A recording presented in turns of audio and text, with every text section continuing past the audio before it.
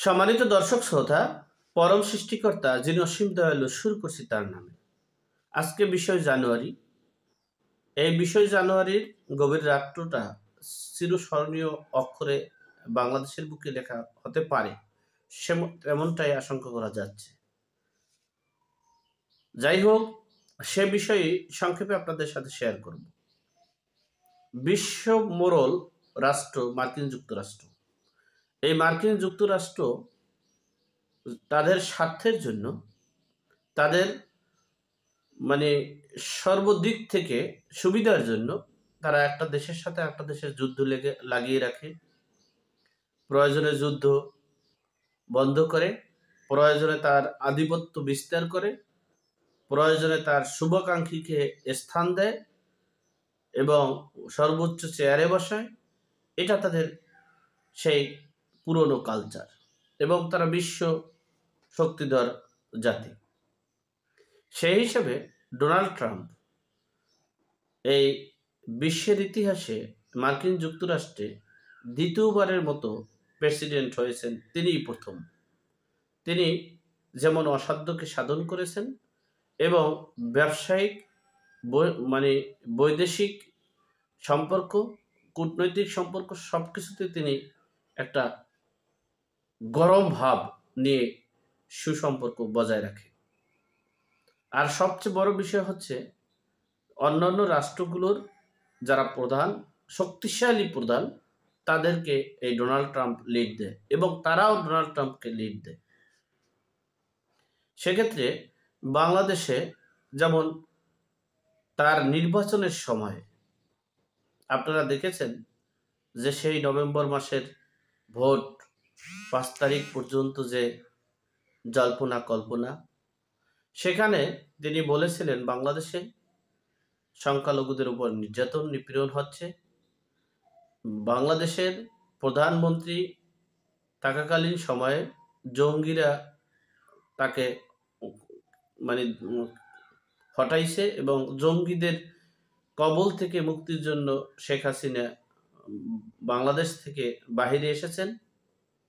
বিভিন্ন রকমের ক্রিয়া প্রতিক্রিয়া তিনি দেখিয়েছেন। এরপরে তিনি মার্কিন যুক্তরাষ্ট্রের মুখপাত্র ম্যাথিউ মিলার সহ যারা আছেন সকলেই বলেছেন নাগরিক অধিকার রক্ষা হচ্ছে না। বিভিন্ন সময় সকল রাজনৈতিক দলের সভা সমাবেশ করতে দেওয়া হবে, সেগুলো হচ্ছে না। এরপরে সর্বোপরি কথা হচ্ছে, ডোনাল্ড ট্রাম্প 20 জানুয়ারি ক্ষমতা গ্রহণের পূর্বে তিনি আরও কিছু পূর্বাভাস দিয়েছেন। কারণ হচ্ছেন, আপনারা জানেন যে কোনো কিছু ঘটনার পূর্বে একটা সংকেত থাকে, সেটা দুর্ঘটনা হোক, সুঘটনা হোক, আর মানে আকস্মিক ঘটনা হোক, তার পিছনে কিন্তু কিছু পূর্বাভাস থাকে। যাই হোক, এরপরে দেখেন এই বাংলাদেশের রাজনীতিকে শিথিল করার জন্য জাতিসংঘ থেকে 3 সদস্য বিশিষ্ট একটা কমিটি করেছেন। সেখানে সকল রাজনৈতিক দলের সাথে তাদের মতামত করবেন, তারা আওয়ামী লীগের সাথে মতামত করবে, সকল রাজনৈতিক দলগুলো মাঠে রাজনীতি করবে, সভা সমাবেশ করার অধিকার নিশ্চিত করার জন্য তাদেরকে পাঠিয়েছেন। এরপরে দেখেন মার্কিন যুক্তরাষ্ট্রের প্রেসিডেন্ট, সদ্য বিদায়ী প্রেসিডেন্ট জো বাইডেন, তিনি পররাষ্ট্র মন্ত্রণালয়ের দায়িত্বে যাকে দিয়েছেন সেই ভদ্র মহিলাকে ডোনাল্ড ট্রাম্প পদত্যাগ করিয়েছেন। এই যে বিষয়গুলো দেখলেই আপনারা বুঝতে পারেন যে কি ঘটনা ঘটতে পারে।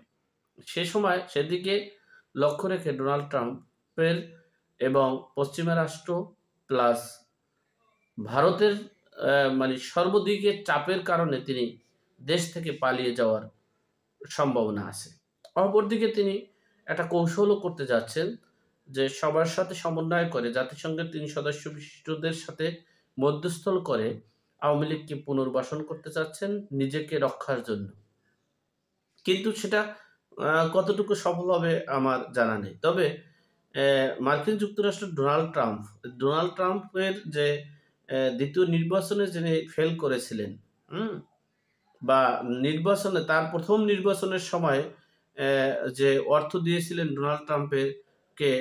ডোনাল্ড ট্রাম্পের বিরুদ্ধে নির্বাচনী প্রচারণার জন্য যে অর্থ দিয়েছিলেন হিলারি ক্লিনটনকে, এরা ডক্টর মোহাম্মদ ইউনুস, তার যে বিষয়টা সেটাও চলে আসছে। প্লাস এই যে গত নির্বাচনে যে জো বাইডেনকে মানে নির্বাচিত করার জন্য এই ডক্টর মোহাম্মদ ইউনুস অনেক অর্থ শ্রম দিয়েছেন। এমনকি এই যে আমাদের এই বর্তমান যে সময়ের যে নির্বাচন, সেখানে কমলা হ্যারিসকেও তিনি অনেক অর্থ, অনুদান, শ্রম এবং শুভাকাঙ্ক্ষীদেরকে তাদের পক্ষে প্রচার প্রসারণ করার জন্য দিয়েছেন। সেক্ষেত্রেও দেখা গেছে ডোনাল্ড ট্রাম্পের ব্যক্তিগত একটা ক্ষোভ আছে।